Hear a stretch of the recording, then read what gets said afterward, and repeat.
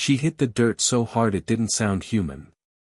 Barefoot, shaking, and wrapped in nothing but a thin, filthy shawl, she crawled across the sun-baked road like the daylight itself was trying to swallow her.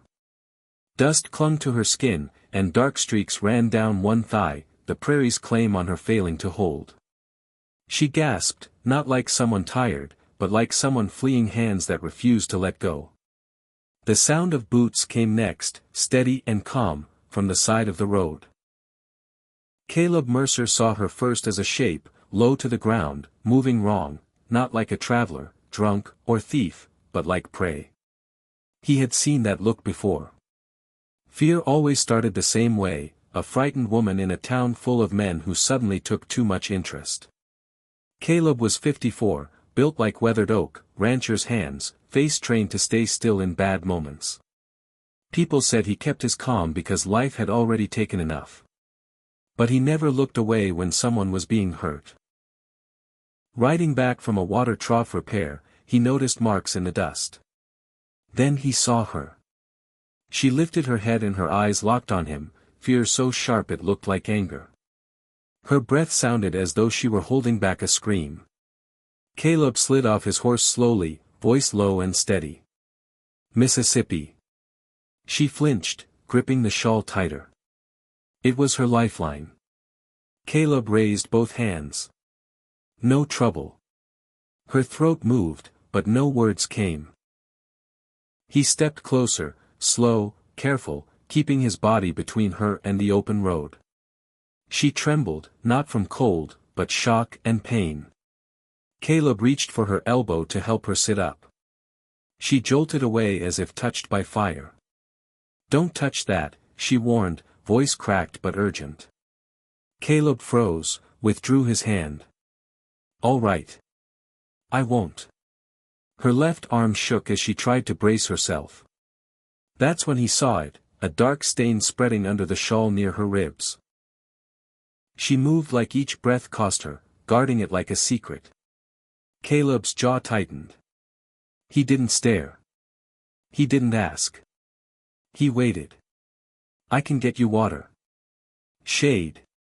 Somewhere safe," he offered.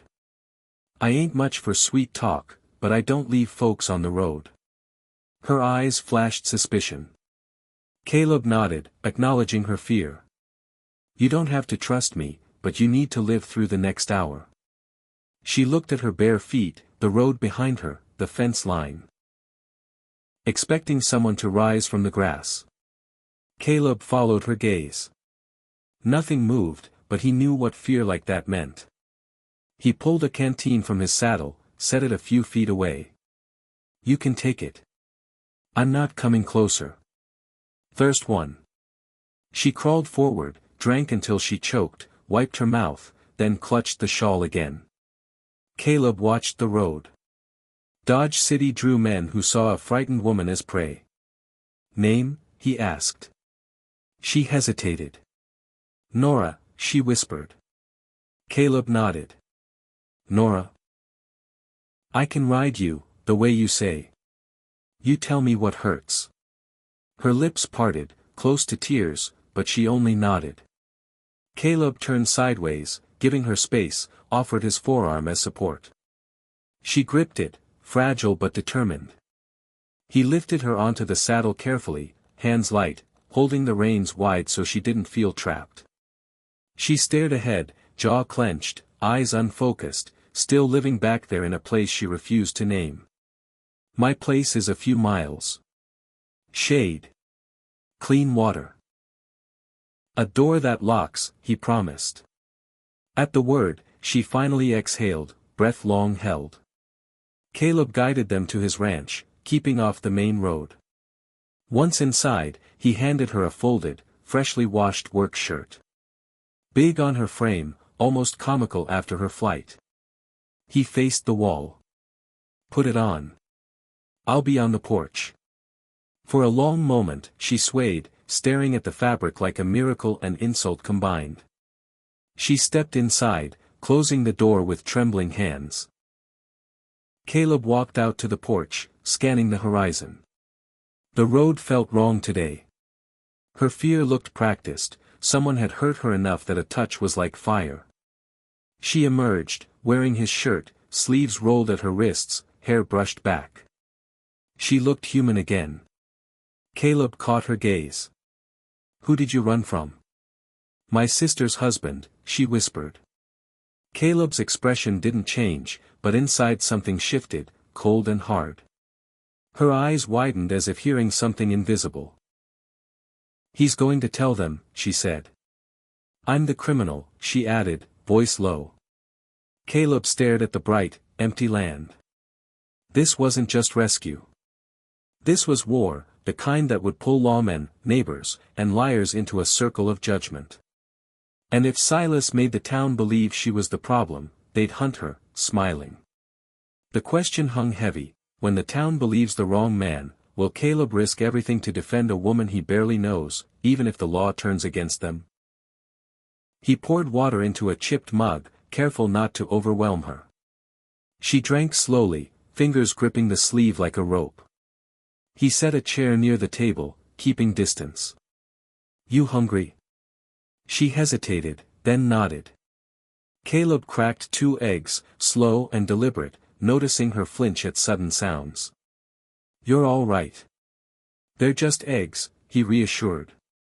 He sat across from her, hands open, calm. "You don't owe me anything. Not your story. Not your thanks." Her jaw trembled. "I didn't plan to run," she said, voice raw. "It was an accident." "I misunderstood," she continued, voice breaking. "I should be grateful you let me stay."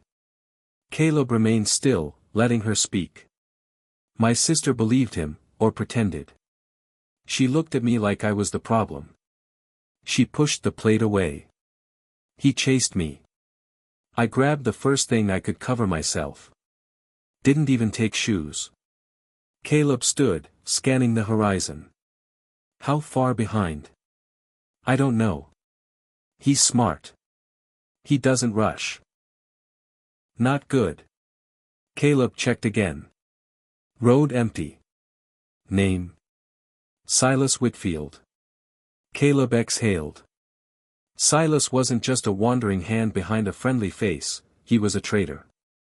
Smiles at church, drinks with deputies, dangerous, hidden. "You're sending me away?" she asked. "No," he said immediately. "But men like Silas don't lose quietly. He'll say you stole. He'll say I took you." Her face drained. "They'll believe him," she whispered. "Some will. Some won't," he replied. "I've got enemies in Dodge City, not for wrong, but because I don't look away." She realized the depth. Caleb's calm was a shield, but the fight to come was inevitable. They ate slowly, cautiously. Caleb stayed by the window, watching, alert. "You'll stay tonight. Lock the door. I'll be on the porch." "I don't want you hurt," she said. "That won't be your fault," he smiled faintly. Outside, sun-dipped gold, shadows stretching. A distant rider appeared. "I heard a horse," she said. "So did I," he admitted. Rider slowed, stopped, then turned away. She gasped. "He knows." Morning came harsh, bright, relentless. Caleb had already risen, scanning the land. Nora sipped coffee, hair cleaner, eyes alert. "They'll talk today," he said. "Men like Silas never wait. He tells the story before anyone asks for the truth," she nodded. "If he's smart, he won't come alone." "Money and anger bring company," Caleb warned. A plate of bread slid toward her. "Eat. You won't think straight on an empty stomach." She chewed slowly. "I never thought running would be the easy part," she admitted. "Running usually is. It's stopping that gets complicated," Caleb replied. They entered Dodge City mid-morning via side streets. Eyes turned their way. Some nods of recognition, but most leaned toward Silas, clean and familiar. Nora felt it, the instant judgment. There she is, Silas's voice cut through the square. Clean shirt, easy smile, hand on belt. Two men behind him, one grinning, one vigilant. Nora froze. Caleb stepped forward. She's not going anywhere, he said. Silas smiled. Well now, didn't know you kept company these days. Townsfolk drifted closer, pretending not to listen. Silas shook his head. She took some things when she ran. Important things. I reckon you helped her. That did it, murmurs spread. Thief, muttered someone. I didn't steal, Nora said. Silas sighed, disappointed. Caleb leaned in. You're lying. Then prove it, Silas shot back. Caleb assessed the trap, didn't move. Ask him why she ran. Ask why she left barefoot. Silas laughed. Don't listen. He's confused. One man stepped forward. That rancher's been troubled before, always sticking his nose where it doesn't belong.